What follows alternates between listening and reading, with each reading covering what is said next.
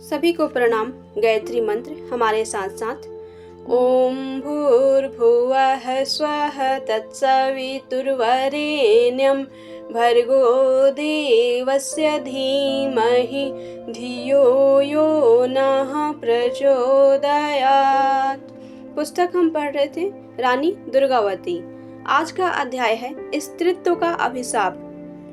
पर पर्दे के पीछे दुर्गावती के लिए नई विपत्ति सिर उठा रही थी। जैसे जैसे उसके राज्य की समृद्धि बढ़ती जाती थी और चारों तरफ यश फैलता जाता था, वैसे ही वैसे उसके अनेक ईर्ष्या करने वाले भी पैदा होते जाते थे। अगर कोई पुरुष शासक ऐसी उन्नति करता तो संभवतः लोगों का ध्यान उसकी तरफ अधिक आकर्षित न होता, पर एक स्त्री का इतना आगे बढ़ना और अधिकांश पुरुष शासकों के लिए उदाहरण स्वरूप बन जाना उनको खटकने लगा। वास्तव में दलपति राय का देहांत हो जाने पर आसपास के शासकों ने तो उसके गोंडवाना राज्य को लवारिसी माल समझ लिया था कि अब हमारे ही अधिकार में आएगा। पर जब दुर्गावती के सुप्रबंध और शक्ति बढ़ते जाने से उसकी स्थिति और भी मजबूत हो गई तो उनकी आंखें खुली। पहले तो मालवा के शासक बाज बहादुर ने गढ़ मंडल पर हमला किया, पर दुर्गावती ने उसे ऐसी करारी हार दी कि उसे अपना सब कुछ छोड़कर जान बचाकर भागना पड़ा।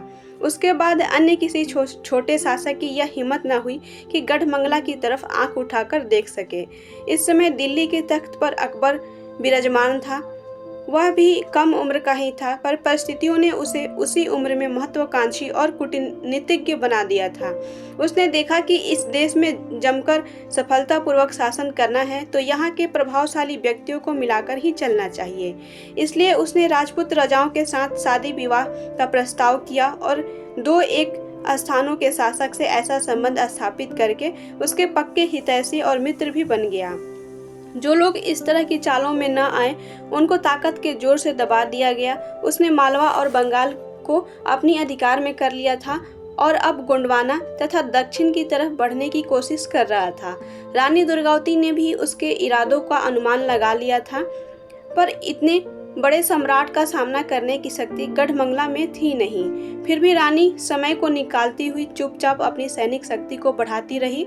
उसने निश्चय कर लिया कि चाहे वह एक स्त्री ही है तो भी अकबर के किसी अन्यायपूर्ण आदेश को नहीं मानेगी और न अपनी स्वाधीनता को सहज में चली जाने देगी।